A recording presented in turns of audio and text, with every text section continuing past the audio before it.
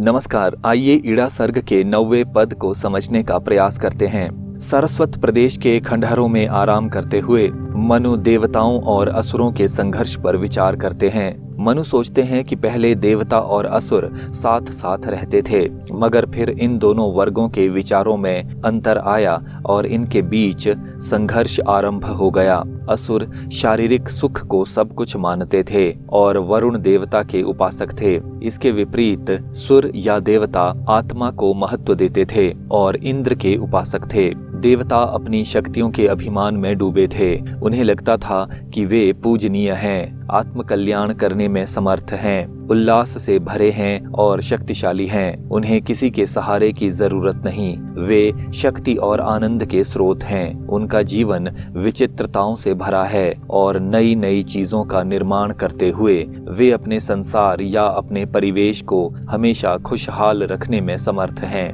उधर असुर लोग शारीरिक सुखों की साधना में डूबे थे और अपनी जीवन शैली में निरंतर परिवर्तन कर रहे थे। वे अपने लिए नए नए कठोर नियम बना रहे थे या तपस्या आदि के द्वारा खुद को शक्तिशाली बनाने का प्रयास कर रहे थे। प्रसाद जी लिखते हैं, जीवन का लेकर नव विचार, जब चला द्वंद्व था असुरों में प्राणों की पूजा का प्रचार। नव विचार अर्थात नया दृष्टिकोण, नया नजरिया या नया जीवन दर्शन। द्वंद्व अर्थात युद्ध, झगड़ा या संघर्ष।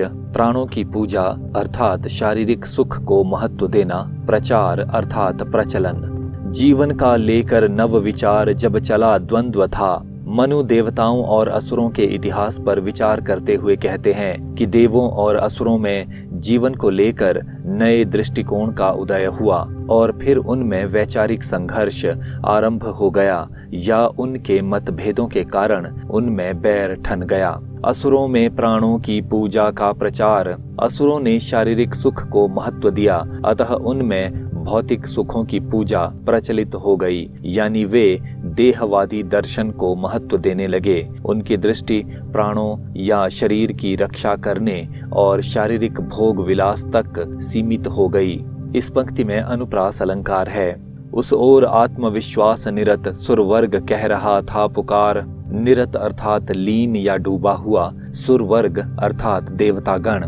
दूसरी ओर देवतागण बहुत अधिक आत्मविश्वास या अहंकार में डूबे हुए थे और उनकी जीवन शैली से उनका दृष्टिकोण प्रकट हो रहा था, या वे मानो चीख चीख कर अपने ये विचार प्रकट कर रहे थे।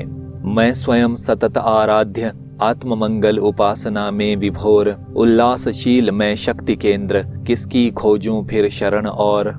सतत अर्थात लगातार, आराध्य यानी पूजा के योग्य, आत्ममंगल आत्म कल्याण या अपनी भलाई करना, उपासना अर्थात पूजा या साधना, विभोर अर्थात लीन या डूबा हुआ, उल्लासशील अर्थात आनंद या उल्लास से भरे रहना जिसका स्वभाव हो। मैं स्वयं सतत आराध्य।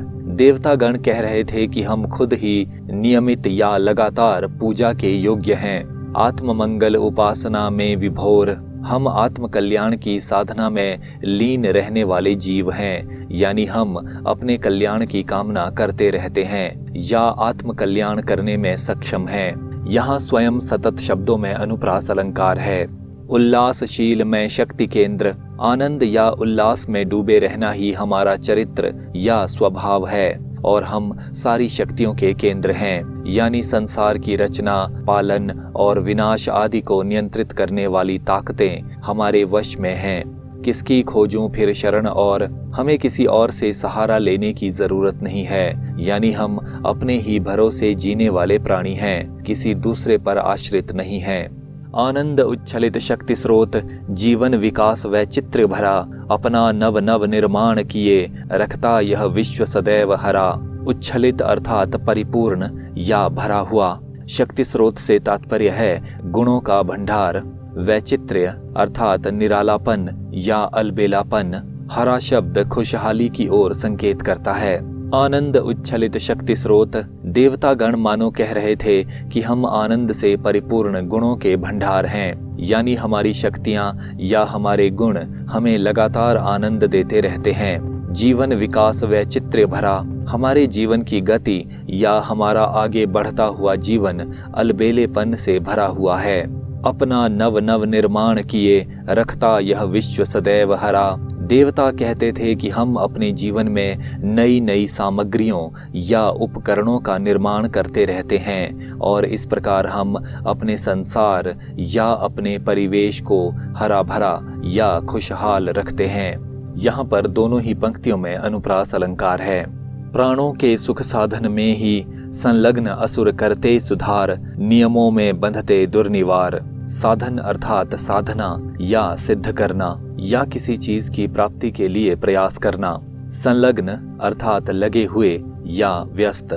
दुर्निवार अर्थात कठिन, कठोर, कड़ा या मजबूती से। प्राणों के सुख साधन में ही संलग्न असुर करते सुधार। उधर शारीरिक सुखों को साधने या प्राप्त करने में ही व्यस्त असुर अपनी जीवन शैली में परिवर्तन ला रहे थे, यानी और अधिक सुख प्राप्त करने की दिशा में निरंतर प्रयास कर रहे थे या अपने प्राणों, अपने शरीर और अपने जीवन की रक्षा के लिए निरंतर नए नए उपाय खोज रहे थे। यहाँ पर अनुप्रास अलंकार है। नियमों में बंधते दुर्निवार। इस प्रकार असुर अपने ही बनाए हुए नियमों, अपनी ही बनाई हुई योजनाओं या अपनी ही सीमाओं में बड़ी मजबूती से बंधते जा रहे थे, यानी उनका जीवन केवल शारीरिक सुख की प्राप्ति तक ही सीमित होकर रह गया था और वे इसी दायरे में बड़ी सख्ती से सिमट गए थे। सुखों की प्राप्ति और शरीर की रक्षा के उपाय खोजने में उनका जीवन व्यतीत हो रहा था।